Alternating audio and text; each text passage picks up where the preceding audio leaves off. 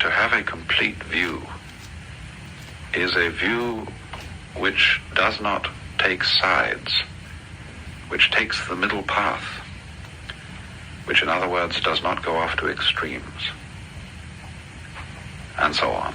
The part of the Eightfold Path that is concerned with conduct. Buddhism is often represented as having a very exalted ethical system, and this is true in a way it does. But also one must recognize that the difference between Buddhism and Christianity, at any rate as Christianity is ordinarily taught, is that these ethical ideas are not commandments. They are really forms of expedient conduct. The Buddha counseled his followers to take upon themselves certain obligations, say of not killing, of not stealing, of not exploiting the senses, of not getting drunk or intoxicated with poisons, not lying. Not because these were against the will of God or against the fundamental laws of the universe, but because they are inexpedient forms of conduct for a person who wants to wake up. After all, if you get thoroughly doped up, you're not liable to be very wide awake. And then, finally, the end of the path, the last stages of it, are concerned with one state of consciousness known, where man is inseparable from the totality of life, and so on and so forth, so that samadhi at the end of the Eightfold Path might be described as being the entry to or realization, the making real of the state of nirvana, which constitutes in turn being a Buddha. I want you to have in mind an enormously fat man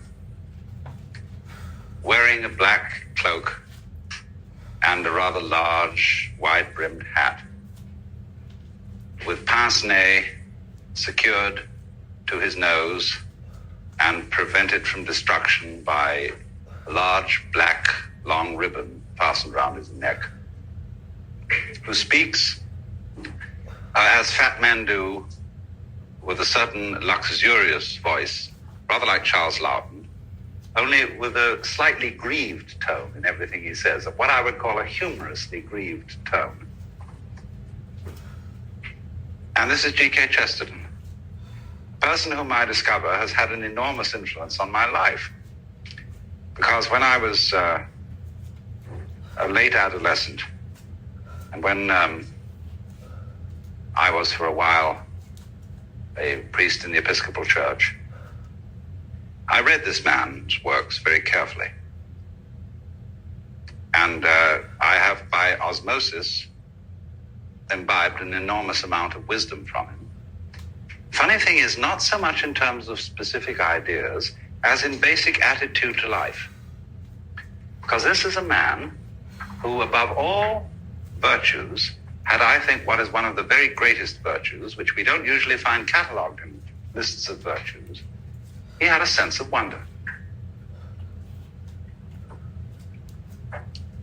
He knew a truth that was once enunciated by a kind of guru type who was a friend of mine many years ago, who said that gnosis, which means, I suppose you best call it transcendental knowledge. You won't know what's going to come when you dial that one. And Chesterton's fundamental attitude as a poet, as a theologian, was that even God needs a surprise. And of course, for that very reason, endowed angels and men with the mystery of free will, so that they would do things that would be surprising and that could not be foretold. This is why Calvinists are so dreary, that they believe that everything is predestined.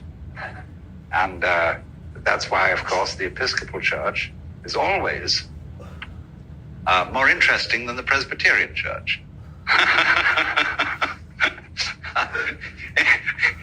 In that they're not Calvinists. There's something always rather depressing about Calvinists, although there are many interesting things about them that I won't go into. But Chesterton's idea was that the universe is so arranged that it is basically the Lord's own way of surprising himself. Because that's what you would do if you were God.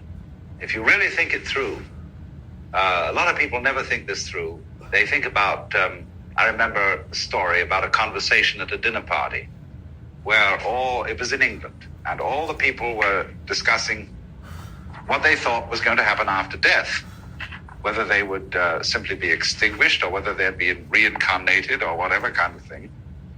And present at the dinner, there was a very respectable country squire who was on the vestry of the local church, very pious.